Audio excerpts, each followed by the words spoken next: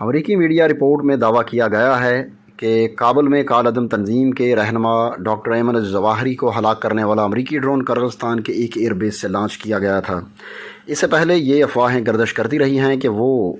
جو ڈرون تھا وہ پاکستان کے کسی علاقے سے اڑا تھا اور پاکستان کی سرزمین یا فضائی حدود استعمال ہوئی تھی، لیکن حکومت پاکستان نے اس کی تردید کر دی تھی اور ابھی امریکی میڈیا رپورٹس میں دعویٰ کیا گیا ہے کہ حملہ شمالی قرغیزستان کے علاقے ماناس میں امریکی ٹرانزٹ سہولت ایئر بیس سے کیا گیا تھا۔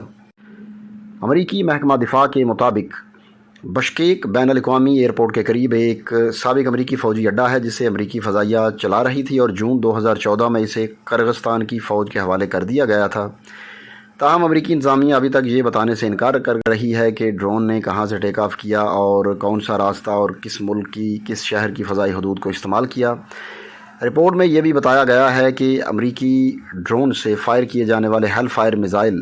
فضا سے زمین پر مار کرنے کے لیے بڑے بہترین میزائل سمجھے جاتے ہیں اور یہ وہی میزائل ہیں جن کا استعمال 11 ستمبر 2001 کے حملوں کے بعد 2 دہائیوں سے بیرون ملک امریکی انسداد دہشت گردی کی کارروائیوں کا حصہ ہیں۔